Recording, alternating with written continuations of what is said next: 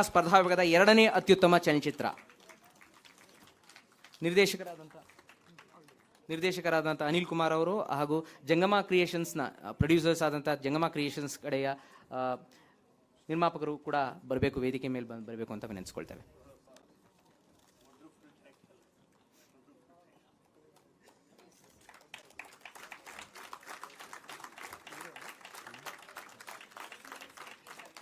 ಎರಡನೇ ಅತ್ಯುತ್ತಮ ಚಲನಚಿತ್ರ ನಮ್ ಸಾಲಿ ಕನ್ನಡ ಸಿನಿಮಾ ಸ್ಪರ್ಧಾ ವಿಭಾಗದ ನಮ್ಮ ಚಿತ್ರೋತ್ಸವದಲ್ಲಿ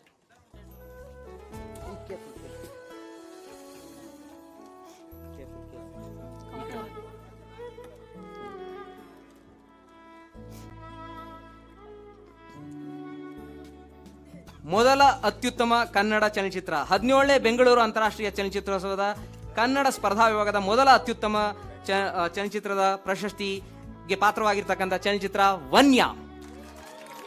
ದೇವೇಂದ್ರ ಬಡಿಗೇರ್ ಅವರು ನಿರ್ದೇಶನ ಮಾಡಿರ್ತಕ್ಕಂಥ ಚಲನಚಿತ್ರ ಇದಾಗಿದೆ. ಅವರ ಐಡಿಯಾ ವರ್ಕ್ಸ್ ಮೋಷನ್ ಪಿಕ್ಚರ್ಸ್ ವತಿಯಿಂದ ಈ ಸಿನಿಮಾ ನಿರ್ಮಾಣ ಆಗಿದೆ.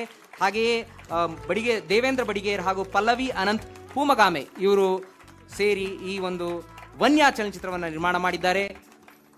ದೇವೇಂದ್ರ ಬಡಿಗೇರ್ ಅವರು ಹಾಗೂ ಅವರ ಚಿತ್ರತಂಡ ವೇದಿಕೆ ಮೇಲ್ಭಾಗಕ್ಕೆ ಬಂದು ಪ್ರಶಸ್ತಿಯನ್ನು ನಮ್ಮ ಗಣ್ಯರಿಂದ ಸ್ವೀಕರಿಸಬೇಕು ಅಂತ ವಿನಂತಿಸಿಕೊಳ್ತೇವೆ. ನಾಡಿನ ಹೆಸರಾಂತ ಗಾಯಕರಾದ ಶ್ರೀ ರಾಮಚಂದ್ರ ಹಡಪದವರು ಕೂಡ ವೇದಿಕೆಗೆ ಬರ್ತಾ ಇದ್ದಾರೆ. ಇಡೀ ಚಿತ್ರತಂಡಕ್ಕೆ ನಿಮ್ಮೆಲ್ಲರ ವತಿಯಿಂದ ಪ್ರೀತಿಯ ಅಭಿನಂದನೆ ಸಂದಾಯವಾಗಲಿ. 17ನೇ ಬೆಂಗಳೂರು ಅಂತಾರಾಷ್ಟ್ರೀಯ ಚಲನಚಿತ್ರೋತ್ಸವದ ಪ್ರಥಮ ಅತ್ಯುತ್ತಮ ಚಲನಚಿತ್ರ ವನ್ಯ. ದೇವೇಂದ್ರ ಬಡಿಗೇರ್ ಅವರು ನಿರ್ದೇಶನ ಮಾಡಿರ್ತಕ್ಕಂಥ ಚಲನಚಿತ್ರ ಇದಾಗಿದೆ. ದೇವೇಂದ್ರ ಬಡಿಗೇರ್ ಅವರು ಸೇರಿ ಪಲ್ಲವಿ ಅನಂತ್ ಪೂಮಗಾಮೆ ಹಾಗೂ ಐಡಿಯಾ ವರ್ಕ್ಸ್ ಮೋಷನ್ ಪಿಕ್ಚರ್ಸ್ ಇವರು ನಿರ್ಮಿಸಿರ್ತಕ್ಕಂಥ ಚಲನಚಿತ್ರ ಇದಾಗಿದೆ. ಶಂಕರ್ ಪಾಗೋಜಿ ಅವರು ಕೂಡ ವೇದಿಕೆಯಲ್ಲಿದ್ದಾರೆ. ಹಿರಿಯ ಪತ್ರಕರ್ತರು. ಎಲ್ಲ ಪ್ರತಿಭಾವಂತರ ತಂಡಕ್ಕೆ ಮತ್ತೊಂದು ಸುತ್ತಿನ ಚಪ್ಪಾಳೆಯ ಗೌರವ.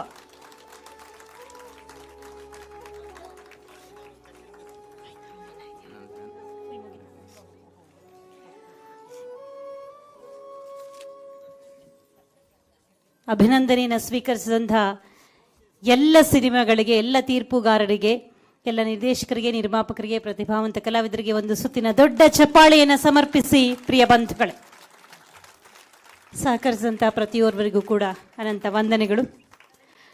ಏನೀಗ ಜೀವಮಾನ ಸಾಧನೆ ಪ್ರಶಸ್ತಿಯನ್ನು ಕೊಡು ಮಾಡುವಂತಹ ಹೊತ್ತು. ಡಾಕ್ಟರ್ ಹಂಸಲೇಖ ಗೀತ ರಚನೆಕಾರರು ಹಾಗೂ ಸಂಗೀತ ನಿರ್ದೇಶಕರು.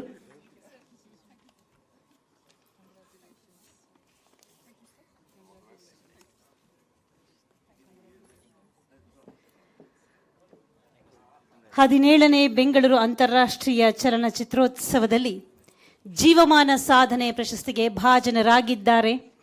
ಎಲ್ಲರ ಮನೆಯ ಮಗನಾಗಿ ಎಲ್ಲರ ಎಲ್ಲರ ಮನಸ್ಸಿನ ಭಾವಗಳಿಗೆ ಹಾಡುಗಳನ್ನು ಕೊಟ್ಟಿರುವಂತಹ ಅಪ್ರತಿಮ ಸಾಧಕರು ಡಾಕ್ಟರ್ ಹಂಸಲೇಖ ಅವರನ್ನ ವೇದಿಕೆ ಮುಂಭಾಗಕ್ಕೆ ನಾವು ಪ್ರೀತಿ ಪೂರ್ವಕವಾಗಿ, ಅಭಿಮಾನ ಪೂರ್ವಕವಾಗಿ ಆಹ್ವಾನಿಸ್ತಾ ಇದ್ದೇವೆ. ವೇದಿಕೆ ಮೇಲಿರುವಂತಹ ಎಲ್ಲ ಗಣ್ಯಮಾನ್ಯರು ಪ್ರಶಸ್ತಿಯನ್ನಿತ್ತು ಗೌರವಿಸಬೇಕಾಗಿ ಕೋರಿಕೆ. ಬಂಧುಗಳೇ, ಡಾಕ್ಟರ್ ಹಂಸಲೇಖ ಕನ್ನಡ ಚಿತ್ರರಂಗದಲ್ಲಿ ಚಲನಚಿತ್ರ ಸಾಹಿತಿ, ಗೀತ ರಚನೆಕಾರ ಹಾಗೂ ಸಂಗೀತ ನಿರ್ದೇಶಕರಾಗಿ ಗುರುತಿಸಿಕೊಂಡಿದ್ದಾರೆ. 400ಕ್ಕೂ ಹೆಚ್ಚು ಚಲನಚಿತ್ರಗಳಿಗೆ ಸಂಗೀತ ನೀಡುವ ಮೂಲಕ ಸರಿಸಾಟಿ ಇಲ್ಲದ ಸಾಧನೆಯನ್ನು ನಿರ್ಮಿಸಿದ್ದಾರೆ ಡಾಕ್ಟರ್ ಹಂಸಲೇಖ. ಅಪೂರ್ವ ಕೊಡುಗೆಯ ಫಲವಾಗಿ ಅವರು ನಾದ ಬ್ರಹ್ಮ ಎಂಬ ಗೌರವಕ್ಕೆ ಪಾತ್ರರಾಗಿದ್ದಾರೆ. ಸಂಗೀತವೇ ಅವರ ಉಸಿರು. ಕನ್ನಡದ ಸಂಸ್ಕೃತಿ ಮತ್ತು ಸಂಗೀತ ಪರಂಪರೆಯನ್ನು ಶ್ರೀಮಂತಗೊಳಿಸಿದ ಡಾಕ್ಟರ್ ಹಂಸಲೇಖ ಕನ್ನಡದ ಅಮೂಲ್ಯ ಆಸ್ತಿ. 4,000ಕ್ಕೂ ಹೆಚ್ಚು ಚಿತ್ರಗೀತೆಗಳನ್ನು ರಚಿಸಿ ಚಿತ್ರ ಸಾಹಿತಿಯಾಗಿ ಹಾಗೂ 400ಕ್ಕೂ ಹೆಚ್ಚು ಚಿತ್ರಗಳಿಗೆ ಸಂಗೀತ ನೀಡಿದ ವಿಶಿಷ್ಟ ಸಾಧಕರು ಡಾಕ್ಟರ್ ಹಂಸಲೇಖ. ದೇಸಿ ಸಂಸ್ಕೃತಿ ಮತ್ತು ಜನಪದ ಸಂಗೀತ ಪರಂಪರೆಯನ್ನು ಚಲನಚಿತ್ರ ಸಂಗೀತದಲ್ಲಿ ಪ್ರತಿಷ್ಠಾಪಿಸಿದವರು ಡಾಕ್ಟರ್ ಹಂಸಲೇಖ. ರಾಜ್ಯದ ಕನ್ನಡ ಚಲನಚಿತ್ರ ಕ್ಷೇತ್ರಕ್ಕೆ ನೀಡಿರುವ ಅಪಾರ ಕೊಡುಗೆಯನ್ನ ಪರಿಗಣಿಸಿ ಹಿರಿಯ ಗೀತ ರಚನೆಕಾರ ಹಾಗೂ ಸಂಗೀತ ನಿರ್ದೇಶಕ ಡಾಕ್ಟರ್ ಹಂಸಲೇಖ ಅವರಿಗೆ ಜೀವಮಾನ ಸಾಧನೆ ಪ್ರಶಸ್ತಿಯನ್ನಿತ್ತು ಗೌರವವನ್ನು ನೀಡಲಾಗಿದೆ. ಈ ಪ್ರಶಸ್ತಿ ಶಾಲು, ಫಲಕ ಹಾಗೂ 10 ಲಕ್ಷ ರೂಪಾಯಿಗಳ ನಗದು ಗೌರವವನ್ನು ಒಳಗೊಂಡಿದೆ. ಮತ್ತೊಂದು ಸುತ್ತಿನ ಚಪ್ಪಾಳೆಯ ಗೌರವವನ್ನು ಸಮರ್ಪಿಸಿ ಬಂಧುಗಳೇ ಡಾಕ್ಟರ್ ಹಂಸಲೇಖ.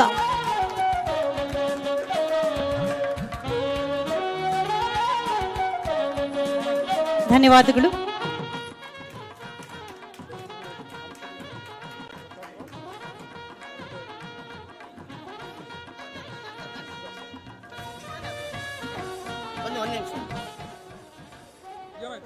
ಏನಿಲ್ಲ, ನಮ್ಮ ಪ್ರೀತಿಯ ಸಣ್ಣ ಕಾಣಿಕೆಯನ್ನು ಡಾಕ್ಟರ್ ಜಯಮಾಲಾ ಮೇಡಮ್ ಅವರು ಮತ್ತು ಬಿ ಕಾವೇರಿ ಮೇಡಮ್ ಅವರು ಸ್ವೀಕರಿಸಬೇಕು. ಕೊಡಿ ಸರ್. ನಮ್ಮ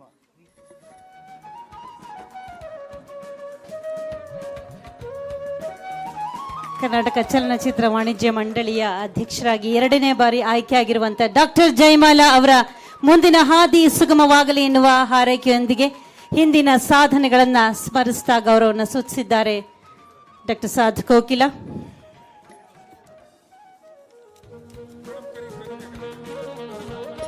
ಡಿಬಿ ಕಾವೇರಿ ಮೇಡಮ್, ಸರ್ಕಾರದ ಕಾರ್ಯದರ್ಶಿಗಳು, ವಾರ್ತಾ ಮತ್ತು ಸಾರ್ವಜನಿಕ ಸಂಪರ್ಕ ಇಲಾಖೆ, ನಿಮ್ಮ ಸಹಕಾರಕ್ಕೆ ಮಾರ್ಗದರ್ಶನಕ್ಕೆ ನಾವು ಆಭಾರಿಗಳಾಗಿದ್ದೇವೆ. ಧನ್ಯವಾದಗಳು ಮೇಡಮ್. ಜೀವಮಾನ ಸಾಧನೆ ಪ್ರಶಸ್ತಿಯನ್ನು ಸ್ವೀಕಾರ ಮಾಡಿದಂತಹ ನಾಡಿನ ಹೆಮ್ಮೆಯ ಆಸ್ತಿ ಡಾಕ್ಟರ್ ಹಂಸಲೇಖ ಅವರ ನುಡಿಗಳನ್ನು ಆಲಿಸುವಂತಹ ಹೊತ್ತು ಇದಾಗಿದೆ. ಬರಮಾಡಿಕೊಳ್ಳಿ ತುಂಬು ಚಪ್ಪಾಳೆಗಳ ಮುಖೇನ ಡಾಕ್ಟರ್ ಹಂಸಲೇಖ.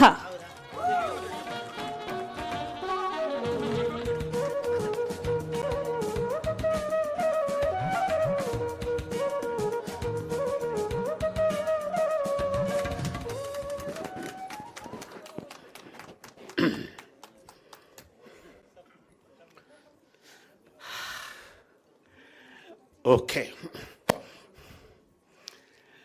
17ನೆಯ ಅಂತಾರಾಷ್ಟ್ರೀಯ ಚಲನಚಿತ್ರೋತ್ಸವದ ಸಮಾರೋಪದ ಕಾರ್ಯಕ್ರಮಕ್ಕೆ ನೀವು ಕೊಟ್ಟ ಚಪ್ಪಾಳೆಯಿಂದ ನಾಡಿನ ಮತ್ತು ದೇಶದ ಎಲ್ಲ ಕಡೆಯಿಂದ ಬಂದಂಥ ತಂತ್ರಜ್ಞರಿಗೆ, ಕಲಾವಿದರಿಗೆ ಸಂದ ನಿಜವಾದ ಸನ್ಮಾನ ಆಗಿದೆ. ನಿಮ್ಮ ಚಪ್ಪಾಳೆ ಪ್ರಥಮ ಸನ್ಮಾನ. ನಿಮ್ಮೆಲ್ಲರಿಗೂ ನನ್ನ ಹೃದಯಪೂರ್ವಕ ನಮಸ್ಕಾರಗಳು. ಇಷ್ಟು ಸುಂದರವಾದ ವೇದಿಕೆ. ಈ ವೇದಿಕೆಯಲ್ಲಿ ಇಷ್ಟೊತ್ತು ನಾವು ಅನುಭವಿಸಿದ ಒಂದು ರಸ ನಿಮಿಷಗಳ ಮಾತುಗಳನ್ನು ಹೇಳಬೇಕು. ಇದು ಸಮಾರೋಪ ಅಂತ ಸಾಂಪ್ರದಾಯಿಕವಾಗಿ ಇದಕ್ಕೆ ಹೆಸರಿಟ್ಟಿದ್ದಾರೆ. ನನ್ನ ದೃಷ್ಟಿಯಲ್ಲಿ ಕಲೆಗೆ ಸಂಬಂಧಿಸಿದ ಯಾವುದೇ ಉತ್ಸಾಹದ ಹಬ್ಬ ಅದಕ್ಕೆ ಸಮಾರೋಪ ಇರಲ್ಲ, ಅದು ಎಂದಿಗೂ ಆರಂಭವೇ. ನಮ್ಮ ಹಳ್ಳಿಯ ರೈತರು ಆರಂಭ ಅಂತ ಒಂದು ಮಾತು ಹೇಳ್ತಾರೆ. ಆರಂಭ ಶುರು ಮಾಡು ಅಂತಾರೆ. ಯಾಕೆ ಹಂಗೆ ಹೇಳ್ತಾರೆ ಅಂದರೆ, ಮಳೆ ಬಿದ್ದಿರುತ್ತೆ, ಹೊಲ ನೆಂದಿರುತ್ತೆ, ಉಳಕ್ಕೆ ಶುರು ಮಾಡ್ತಾರೆ. ಅಲ್ಲಿಂದ ಆರಂಭ ಶುರು. ಅಲ್ಲಿ ಉಳುಮೆ ಮಾಡ್ತಾ ಮಾಡ್ತಾ ಮಾಡ್ತಾ ಅದು ವರ್ಷದ ಬೆಳೆಗೆ ಬಿತ್ತನೆ. ಆ ವರ್ಷದ ಬೆಳೆಗೆ ಬಿತ್ತನೆ ಮಾಡ್ತಾ ಮಾಡ್ತಾ ಮನೆ ಬೆಳೆಯಲ್ಲಿ ಒಂದು ಸಣ್ಣ ಬೆಳೆ ಬೆಳೀತಾನೆ. ಮನೆ ಬೆಳೆಗೊಂದು, ವಾರದ ಬೆಳೆಗೊಂದು, ಮಕ್ಕಳ ಶಾಲೆಗೊಂದು ಬೆಳೆ. ಹೀಗೆ ಆ ಬಿತ್ತನೆಯ ಹಿಂದಿಂದೇನೆ ಒಂದಾದ ಮೇಲೆ ಒಂದು ಬಿತ್ತನೆಗಳನ್ನು ಮಾಡ್ತಾ ಹೋಗ್ತಾನೆ. ಅದರ ಉದ್ದೇಶ ಏನಂದರೆ, ಆರಂಭ ಅಂದರೆ ಸೃಷ್ಟಿ ಕಾರ್ಯ ನಿರಂತರ, ಅದು ಯಾವತ್ತೂ ನಿಲ್ಲುವ ಕೆಲಸ ಅಲ್ಲ ಅಂತ ಹೇಳೋದೇ ಆರಂಭ. ಕೃಷಿಕನಿಗೂ, ಶ್ರಮಿಕನಿಗೂ, ಕಾರ್ಮಿಕನಿಗೂ ಮತ್ತು ಸಿನಿಮಾ ತಂತ್ರಜ್ಞರಿಗೂ ಏನೂ ವ್ಯತ್ಯಾಸ ಇಲ್ಲ. ಯಾಕೆಂದರೆ ಒಂದು ದಾರದ ಎಳೆ ಬಟ್ಟೆ ಅಲ್ಲ, ಒಬ್ಬ ಪ್ರತಿಭಾವಂತ ತಂತ್ರಜ್ಞ ಸಿನಿಮಾ ಅಲ್ಲ, ಒಬ್ಬನಿಂದ ಸಿನಿಮಾ ಅಲ್ಲ. ಇದೊಂದು ಸಾಮೂಹಿಕ ಕೃಷಿ. ಇಷ್ಟೊತ್ತು ಇಲ್ಲಿ ನಡೆದ ಒಂದು ಸಂಭ್ರಮ. ಇವತ್ತು ನಾವು ಟಚ್ ಆ್ಯಂಡ್ ಸೆಂಡ್ ಯುಗದಲ್ಲಿದ್ದೀವಿ. ಯಾವುದೇ ವಿಷಯ ವಾಟ್ಸಾಪಿಗೆ ಬರುತ್ತೆ, ನೋಡ್ತೀವಿ, ಟಚ್ ಆ್ಯಂಡ್ ಸೆಂಡ್. ನಮಗೆ ಜಗತ್ತಿನಲ್ಲಿ ನಿತ್ಯವೂ ಸೃಜನಶೀಲತೆ ಬಗ್ಗೆ ಚಿಂತೆ ಮಾಡುವ, ನಿತ್ಯವೂ ಸಮಾನತೆಯ ಕಡೆ ತುಡಿತಾ ಇರ್ತಕ್ಕಂಥವರು, ನಿತ್ಯವೂ ಯುದ್ಧವನ್ನು ವಿರೋಧಿಸ್ತಾ ಇರೋರು, ನಿತ್ಯವೂ ಶಾಂತಿ ಸ್ಥಾಪನೆಗೆ ತಪ್ಪಿಸ್ತಾ ಇರುವಂಥ ಎಷ್ಟು ಸಿನಿಮಾ ತಂತ್ರಜ್ಞರಿದ್ದಾರೆ. ಅವ್ರನ್ನೆಲ್ಲ ಇವತ್ತು ಇಲ್ಲಿ ನೋಡುವ, ಅವರನ್ನು ಮುಟ್ಟುವ, ಅವರ ನಗುವನ್ನು ಕಾಣುವ, ಅವರ ಬೆನ್ನು ತಟ್ಟುವ ಸುಂದರವಾದ ದೃಶ್ಯವನ್ನು ಇಲ್ಲಿ ಅನುಭವಿಸ್ತೀವಿ. ಚಿತ್ರೋತ್ಸವದಿಂದ ಆಗುವ ಲಾಭವೇ ಇದು. ಇಂಥ ಚಿತ್ರೋತ್ಸವಕ್ಕೆ ಇವತ್ತು ನಮ್ಮ ಘನ ಸರ್ಕಾರ ತುಂಬ ಹೃದಯದ ನೆರವನ್ನು ಕೊಟ್ಟು ಎಲ್ಲ ಶಕ್ತಿಯನ್ನು ಅದಕ್ಕೆ ಪ್ರದಾನ ಮಾಡಿದೆ. ಅದರಿಂದಲೇ ಇಷ್ಟೊಂದು ಕಳೆ. ಚಿತ್ರೋತ್ಸವಗಳು ಸಾಮಾನ್ಯವಾಗಿ 1500 ಸಿನಿಮಾಗಳದ್ದು ಒಂದು ಹಾರ್ಡ್ ಡಿಸ್ಕನ್ನು ನೋಡ್ಬೋದು, ಅದರಿಂದ ಏನೂ ಪ್ರಯೋಜನ ಇಲ್ಲ. ಆದರೆ ಮನುಷ್ಯ ಮೀಟ್ ಮಾಡಿ ಒಬ್ಬರನ್ನೊಬ್ಬರು ಎಕ್ಸ್ಚೇಂಜ್ ಮಾಡಿಕೊಳ್ಳುವಂಥ ಈ ಚಲನಚಿತ್ರೋತ್ಸವಕ್ಕೆ ನಮ್ಮ ಕರ್ನಾಟಕ ಸರ್ಕಾರ ತುಂಬ ಹೃದಯದ ಸಹಾಯ ಮಾಡಿದೆ. ಮೊದಲು ಆ ಸರ್ಕಾರಕ್ಕೆ ಮತ್ತು ಮಾನ್ಯ ಮುಖ್ಯಮಂತ್ರಿಗಳಿಗೆ ಮತ್ತು ಉಪಮುಖ್ಯಮಂತ್ರಿಗಳಾಗಿರ್ತಕ್ಕಂಥ ಅವರು ಇವತ್ತು ಇಲ್ಲಿ ಇರಬೇಕಿತ್ತು. ಆ್ಯಕ್ಚುಲಿ ಅವ್ರು ಇರಬೇಕಿತ್ತವರು, ಯಾಕೆಂದರೆ ಈಸ್ ಎ ಸ್ಪೆಷಲ್ DCM. ನಾನು ಕಂಡಾಗೆ most active, most hyper and most busy DCM of the nation. ಈ ದೇಶದಲ್ಲೇ ಅತಿ ಕಲರ್ಫುಲ್ ಆದ DCM ಯಾರಿದ್ದಾರೆ, ಪವರ್ಫುಲ್ ಆದ DCM ಯಾರಿದ್ದಾರೆ, ಅದು ನಮ್ಮ DKಶಿ ಸಾರ್ ಅಂತ ಹೇಳ್ಬೋದು. ಅವರು ಇವತ್ತು ಇಲ್ಲಿ ಇರ್ತಾರೆ ಅಂದ್ಕೊಂಡ್ವಿ. ಅವರ ಗೈರುಹಾಜರಿಯಲ್ಲಿ ನನಗೆ ಇವತ್ತು ಸನ್ಮಾನ ಮಾಡಿದ್ದೀರಿ. ನನಗೆ ಸಂತೋಷ ಆಗಿದೆ. ನಿನ್ನೆ ಸಂಜೆ 7 ಗಂಟೆವರೆಗೂ ನಾನು ನನ್ನ ರೆಗ್ಯುಲರ್ ದಿನಚರಿಯಲ್ಲಿದ್ದೆ. ಆ ದಿನಚರಿಯಲ್ಲಿ ಯಾವುದೂ ಅಚ್ಚರಿ ಇರಲಿಲ್ಲ. 7:30ಗೆ CM ಕಚೇರಿಯಿಂದ ಸಿಹಿ ಸುದ್ದು ಕೊಟ್ಟರು, ನಿಮಗೆ ಜೀವಮಾನ ಪ್ರಶಸ್ತಿಯನ್ನು ಕೊಡ್ತಿದ್ವಿ ಅಂತ. ನೋಡಿ, 24 ಗಂಟೆಯಲ್ಲಿ ನನ್ನ ದಿನಚರಿಯಲ್ಲಿ ಒಂದು ಅಚ್ಚರಿ ಹೆಂಗೆ ಸೇರ್ಕೊಂತು ಅಂದರೆ ಇವತ್ತಿನ ಸಮಾರಂಭ. ನನಗೆ ಖುಷಿಯಾಗಿದೆ. ಆಮೇಲೆ ಈ ಪ್ರಶಸ್ತಿ ಬಂದಿದ್ದಕ್ಕೆ ಬೆಳಗಿನಿಂದ ನನ್ನ ಸಿನಿಮಾದ ತಂತ್ರಜ್ಞರೆಲ್ಲ ವಿಶ್ ಮಾಡಿದ್ದಾರೆ. ಅದು ಹೇಗಿತ್ತು ಅಂದರೆ ಸಹಜವಾಗಿತ್ತು. ಯಾಕೆಂದರೆ ಇರೋಬ್ಬರು ಪ್ರಶಸ್ತಿಗಳೆಲ್ಲ ತಗೊಂಡು ಇರೋಬ್ಬರು ಸಿನಿಮಾಗಳಲ್ಲೆಲ್ಲ ಕೆಲಸ ಮಾಡಿ ಎಲ್ಲ ಸಂತೋಷವನ್ನು ಅನುಭವಿಸ್ಬಿಟ್ಟು ಮತ್ತೆ ಜೀವನಮಾನ ಪ್ರಶಸ್ತಿ ಅಂದರೆ ಓಕೆ ಅಂದರೆ ಸಹಜವಾಗಿತ್ತು. ಸಹಜ ಅಂದರೆ ಸೂಕ್ತ ಅಂತ. ಯಾವುದು ಸಹಜವಾಗಿರುತ್ತೋ ಅದು ಸೂಕ್ತವಾಗಿದೆ, ಯುಕ್ತವಾಗಿದೆ ಅಂತ ನನಗೆ ಈ ಪ್ರಶಸ್ತಿ. ಈಗ ನಾನು ಒಂದು ಸಿನಿಮಾ ಡೈರೆಕ್ಟ್ ಮಾಡ್ತಾಯಿದ್ದೀನಿ. ಆ ಸಿನಿಮಾದ ಹೆಸರು ಓಕೆ. ಆ ಓಕೆ ಸಿನಿಮಾಕ್ಕೆ ಈ ಪ್ರಶಸ್ತಿ ಒಂದು ಬೂಸ್ಟಿಂಗ್. ಈ ಬೂಸ್ಟಿಂಗ್ನಿಂದ ನಾನೊಂದು ಒಳ್ಳೆಯ ಸಿನಿಮಾ ಮಾಡಬಲ್ಲೆ. ಈ ಸಂತೋಷದಲ್ಲಿ ನಾನು ತುಂಬ ಜನರನ್ನು ನೆನೆಯಬೇಕಾಗಿದೆ. ನಾವು ಕನ್ನಡ ದೇಶದಲ್ಲಿ ಹುಟ್ಟಿದ್ದೀವಿ, ಅದಕ್ಕೆ ಋಣಿಯಾಗಿರ್ಬೇಕು ನಾವು.